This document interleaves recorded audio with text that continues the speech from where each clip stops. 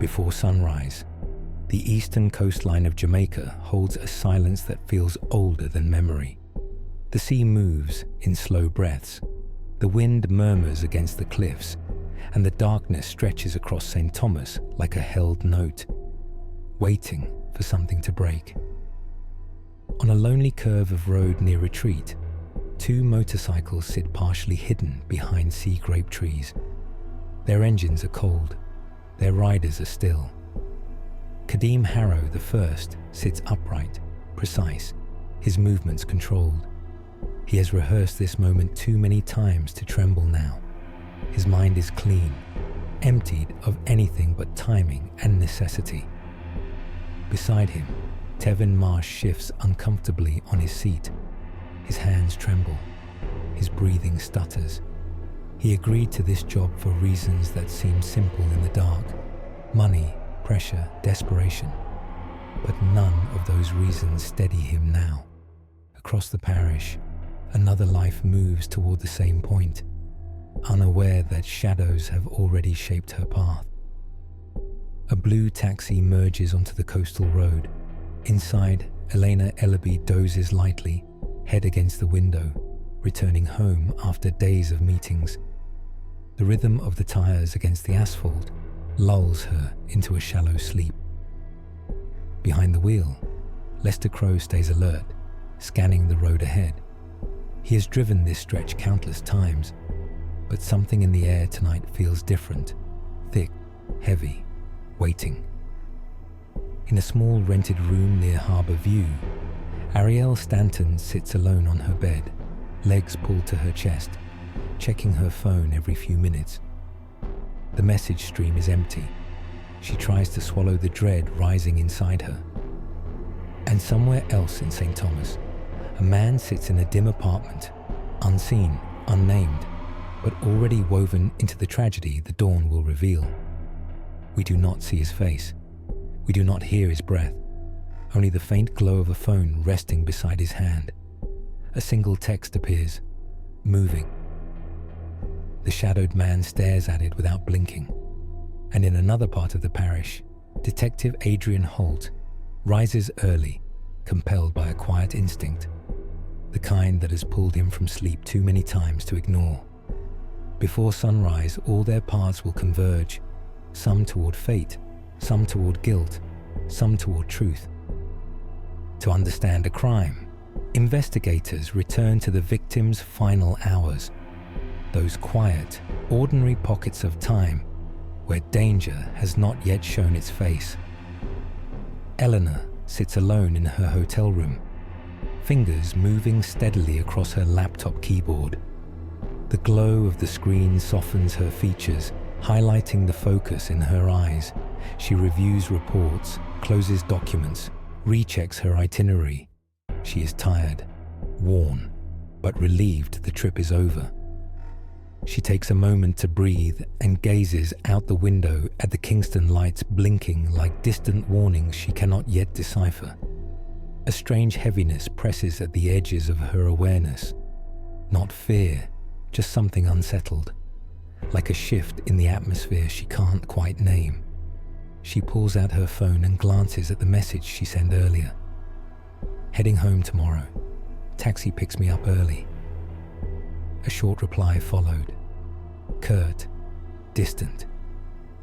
Elena had always trusted her instincts, but even she couldn't sense the danger that had begun its quiet descent toward her life. She closes her laptop, touches the necklace she always wears, and steadies her breath, unaware these are her final moments of solitude. While Elena prepared for her journey home, two men waited under the thinning veil of night, each trapped in a different kind of silence. Kadeem sits perfectly still atop his motorcycle. He feels nothing. Fear, hope, regret. None of these burden him. He focuses only on steps, timing, execution. The world narrows into a single line of purpose. Tevin feels something else entirely. He wipes sweat from his palms, counts his breaths, tries not to think of the faces of the people he might meet on this road, tries not to imagine their fear. The human mind is not built for violence. Some bend around it, others break beneath it. Tevin wonders which he will be. He glances toward Kadim, cold, unreadable, unmoved. Tevin lowers his eyes. The job was explained clearly, the payment promised. The client's instructions precise, never in person, always through careful, measured communication. And though neither man speaks aloud, they both understand one thing. This night will divide their lives into before and after. Lester Crowe had spent decades driving passengers across the coast, learning its curves, its silences, its temperament. He trusted the road, but the road did not always return the favor. The taxi hums along the stretch past Bull Bay. Lester notices a motorcycle in his mirror. Not close, just present. He keeps driving.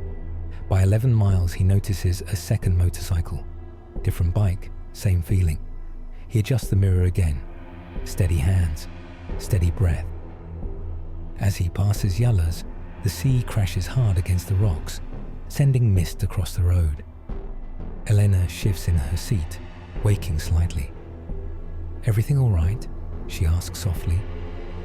Lester offers a small nod, not wanting to worry her. But the tension in his shoulders remains. He couldn't name the feeling, but something in the night pressed against him like a warning. The taxi rounds the curve to Albion. One of the motorcycles slips into view behind them. Lester tightens his grip on the wheel. While Elena slept and Lester watched the road, another presence prepared himself far from the coastline, unseen but central to the tragedy about to unfold. In a dim apartment, the unnamed man sits at a small table. Only the outline of his posture is visible in the faint light. Calm, still, waiting. A phone rests beside him, a ledger open, a half-empty glass nearby. He does not pace, he does not falter. His mind is quiet because the pieces he set in motion have begun to move exactly as planned. He thinks of the money, the future he believes he deserves, the freedom he expects once all obstacles are gone. He thinks of Arielle Stanton, her devotion, her trust, her eagerness to believe his promises. He has said little to her about tonight, only that she must remain inside, only that things will be different soon. He rehearses the role he will play come morning, the grief, the confusion, the performance of innocence. He is ready. The phone vibrates. A single word appears. Ready. The man exhales slowly, softly. And so, while the eastern sky prepared to lighten, the man in the shadows prepared himself for a new dawn, one he believed would rise in his favor. Every crime leaves silent casualties, people who never enter the scene, yet feel the impact in ways that bruise deeper than any wound. Arielle Stanton sits curled at the foot of her narrow bed, arms wrapped around her knees. The single bulb overhead casts more shadow than light. She keeps her phone beside her, screen dimmed yet impossible to ignore. The night feels too long, the silence too heavy.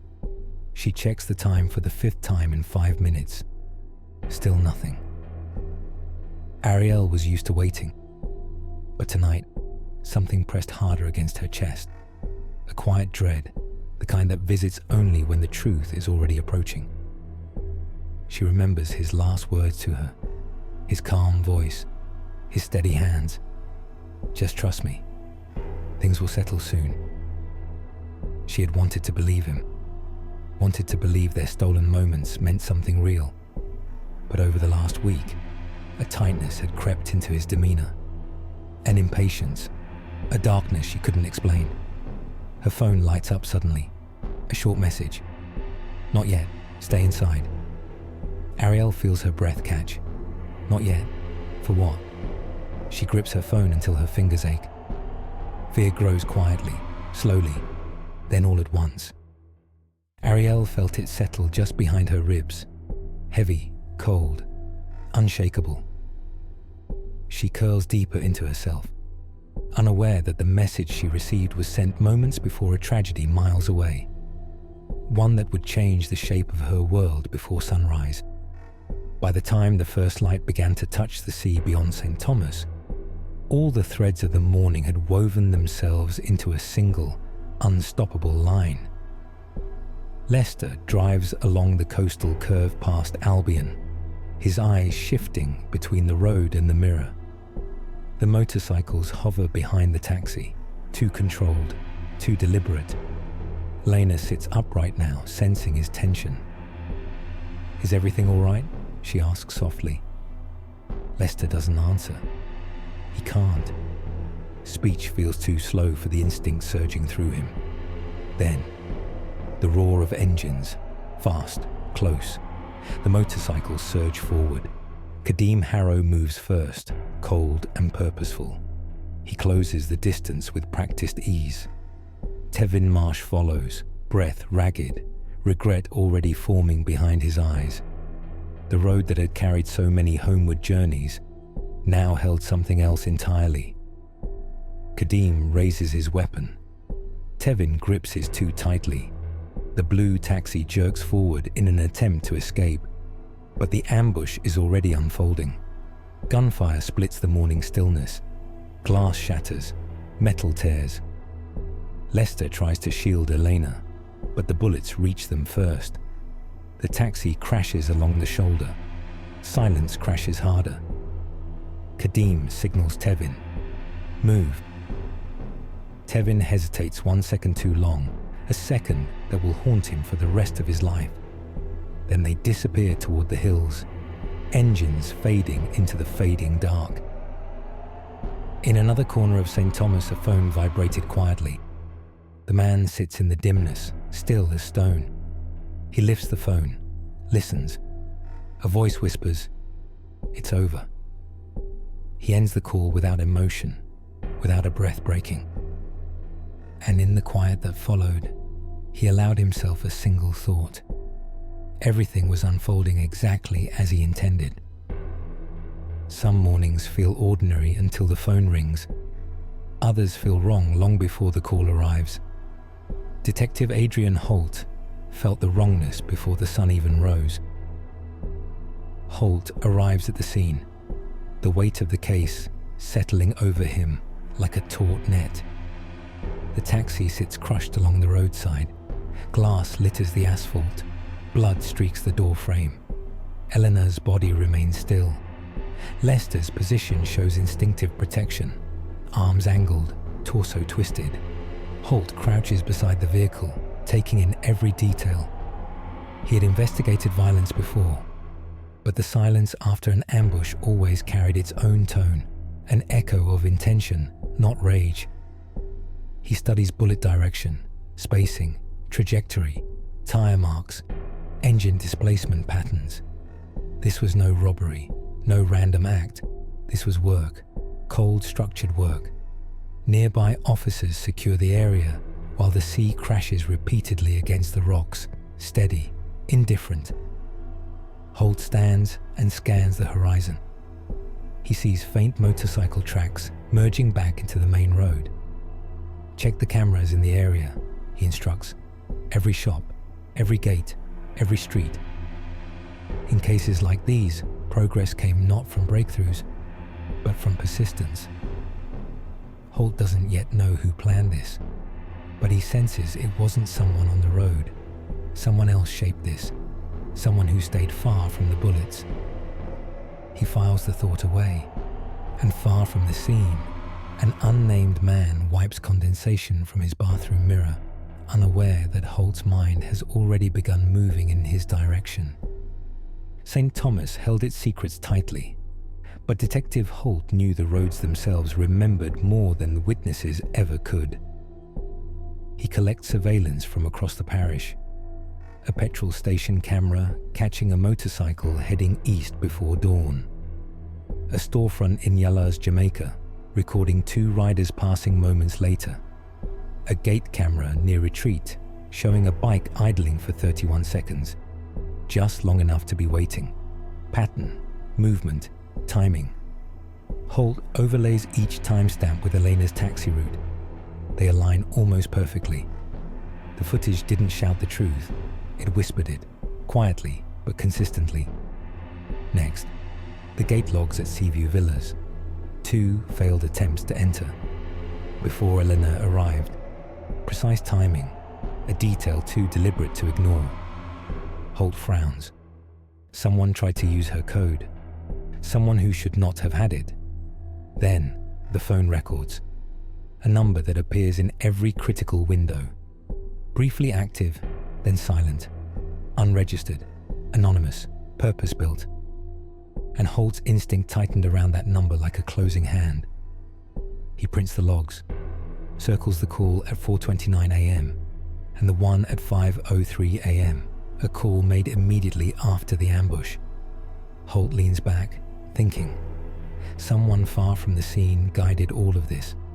Someone who expected everything to move flawlessly. Someone who underestimated how carefully the roads and Holt could trace shadows. Before the truth reaches the world, it ripples quietly through the people closest to it. And for Arielle Stanton, that ripple began as a whisper, one she tried to ignore. Arielle sits on the cold floor of her rented room, back against the wall, knees pulled to her chest. The dim light barely holds back the shadows creeping across the ceiling. Her phone rests beside her, screen dark, silent. She hasn't opened a message in hours. She's afraid of what it might say, or what it won't. Arielle had learned to read his moods long ago.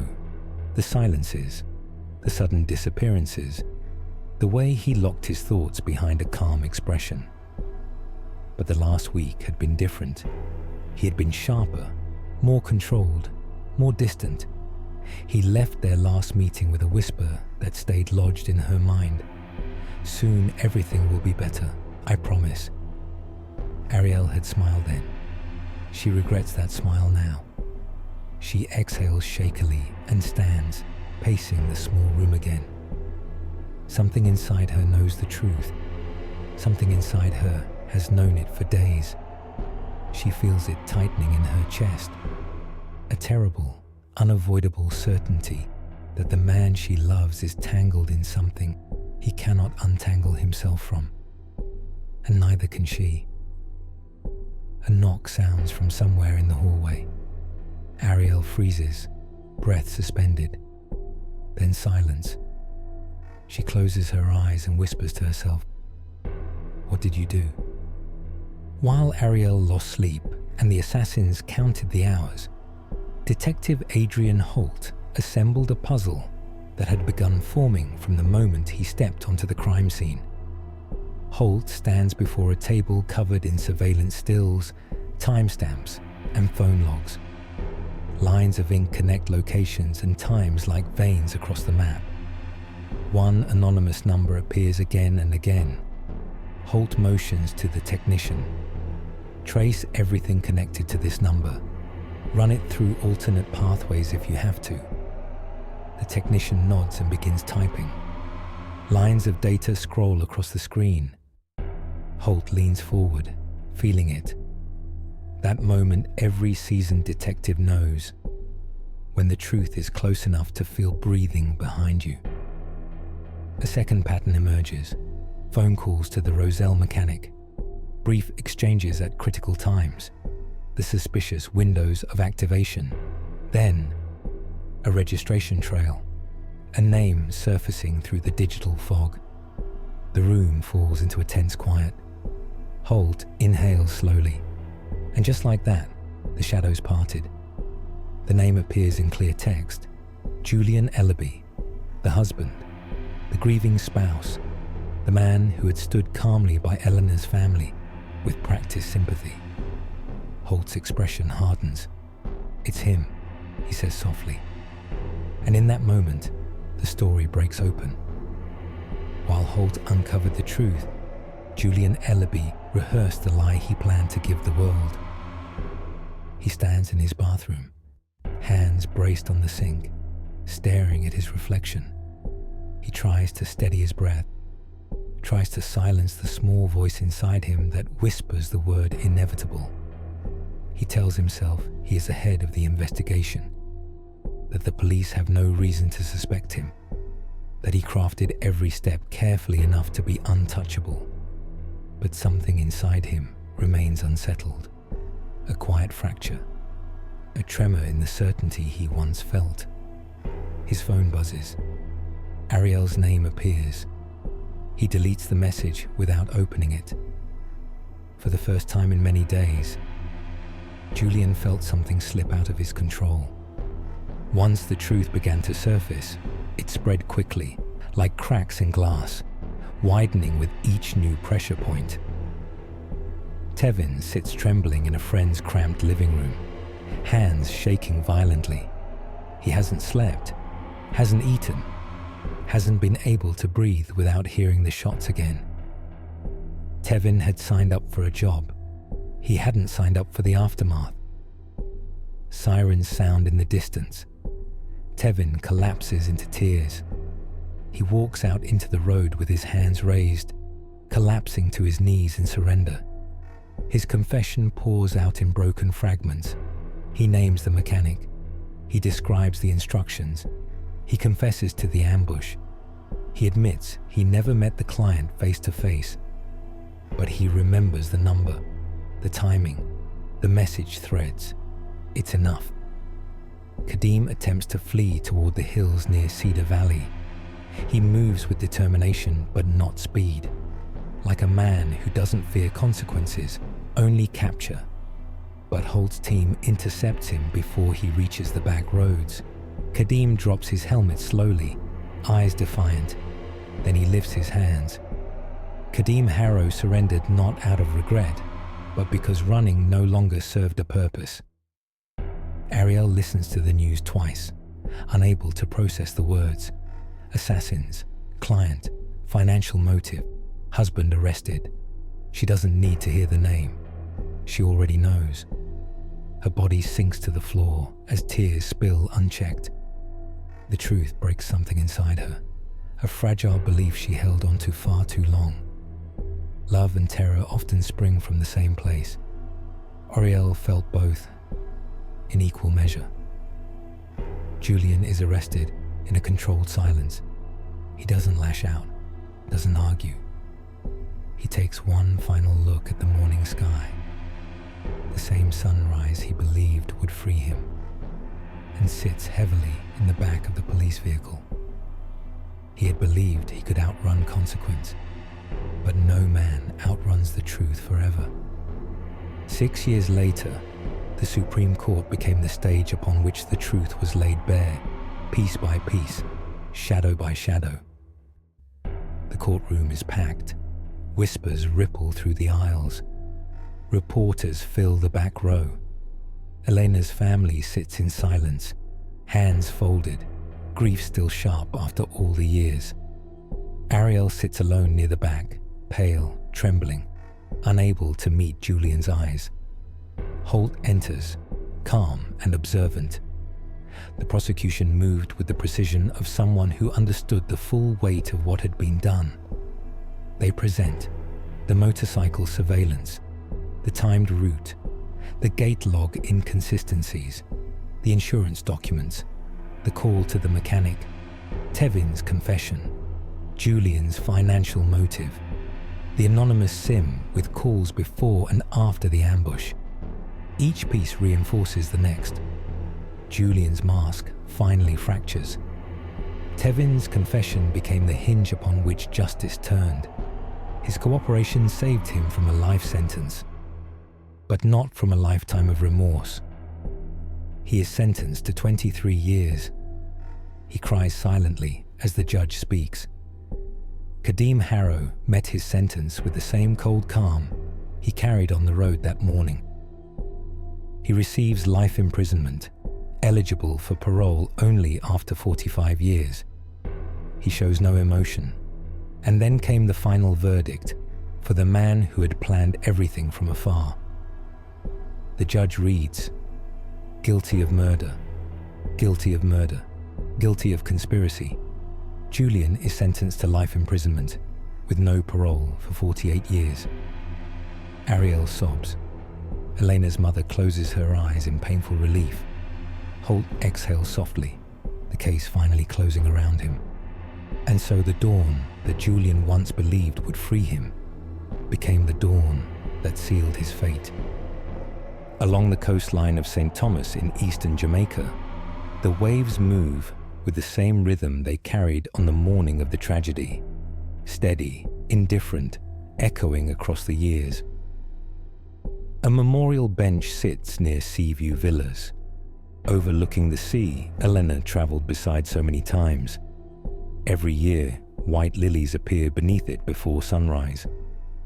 Detective Adrian Holt visits sometimes, standing in quiet reflection, not for closure, but for respect. Because some stories do not end in courtrooms. They continue in the memories of those left behind, and in the shadows where choices were once made. Arielle rebuilds her life slowly, haunted, quieter now, carrying secrets she will never share. Tevin spends his days staring at a sliver of sky through barred windows, mourning the man he might have been. Kadeem remains emotionless, untouched by regret, and Julian Ellaby lies awake most nights in his cell, haunted by a sunrise he can never outrun.